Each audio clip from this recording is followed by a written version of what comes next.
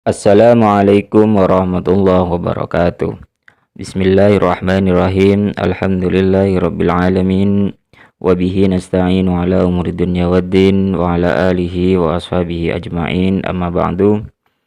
Para pendengar yang dimuliakan Allah Subhanahu wa taala, sebentar lagi kita akan melewati satu masa tahunan, yaitu Idul Adha atau yang dikenal dengan Hari Raya Kurban, di mana umat muslim biasanya dan menjadi rutinitas banyak yang mengeluarkan sebagian hartanya untuk berkorban. Namun saat ini banyak terjadi hewan atau sapi banyak terjangkit penyakit. Lantas bagaimana sudut pandang ilmu syariat atau fikih ketika hewan atau sapi tersebut terjangkit? Bagaimana menurut pandangan fikih? Di dalam salah satu hasil keputusan lembaga Basul Masail Banyuanyar Madura, di situ tertulis dengan deskripsi masalah. Beberapa wilayah di Indonesia, salah satunya di Madura, ditrendingkan dengan adanya penyakit yang menyerang sapi milik warga. Penyakit tersebut menginfeksi mulut dan kuku yang dikenal dengan penyakit PMK, yang sampai berakibat demam tinggi pada sapi. Terus kemudian si sapi tidak bisa makan dan berdiri lama. Sebut saja Pak Komar, salah satu pedagang yang sapinya sedang terjangkit PMK. Dia khawatir sapi tersebut tidak laku dijual, terlebih pada konsumen yang sedang mencari hewan untuk menjadi korban.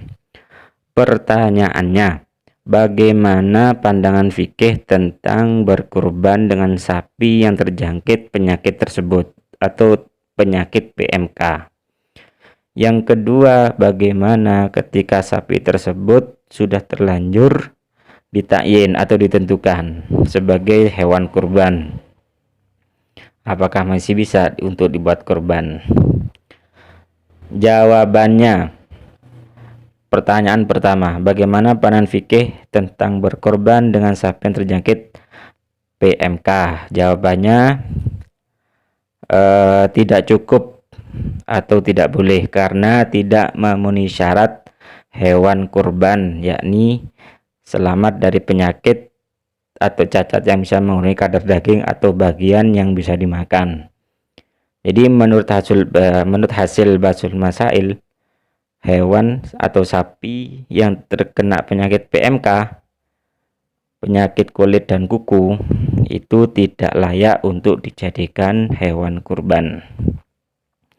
Kemudian yang kedua, bagaimana ketika sapi tersebut sudah ditakyin, artinya sudah ditentukan sebelum dilakukan penyembelihan, hewan ini sudah ditentukan untuk korban, dan itu hukumnya wajib. Bagaimana hukumnya ketika sudah ditakyin dan ternyata terkena penyakit? Jawabannya tafsil atau diperinci. Jika sapi terjangkit PMK pada saat ditentukan sebagai hewan kurban, maka ulama berpendapat menurut Imam Ibnu Hajar dan Imam Romli itu tetap tidak mencukupi sebagai hewan kurban, tapi wajib disembelih. Jadi statusnya bukan sebagai hewan kurban, hanya sembelihan, hanya wajib disembelih menurut Imam Ibnu Hajar dan Imam Romli. Pendapat yang kedua, menurut Imam Sulaiman Al-Bujairami, cukup dijadikan sebagai hewan kurban. Sebagai hewan kurban sudah cukup, meskipun terkena penyakit PMK. Kemudian, jika sapi masih sehat saat ditentukan sebagai hewan kurban, lalu selang beberapa waktu menjelang disembelih terjangkit PMK, maka ulama sepakat mencukupi untuk dijadikan kurban. Ini jawaban sementara dari Basul Masail Banyuanyar. Jika seseorang mewajibkan dirinya atau bernadar untuk berkorban tanpa menentukan sapi yang akan disembelih, maka wajib memilih sapi yang sehat. Referensi atau rujukan dari kitab Mughnil Muhtaj juz 6 halaman 167. Yang kedua Al-Hawi Al-Kabir juz 15 halaman 81.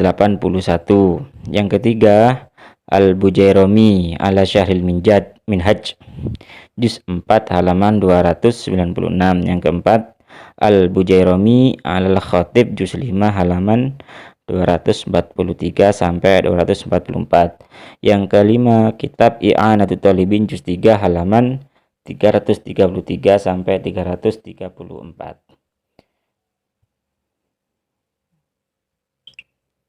Ya, itu beberapa hasil keputusan Lembaga Bahsul Masail, sehingga kita punya gambaran.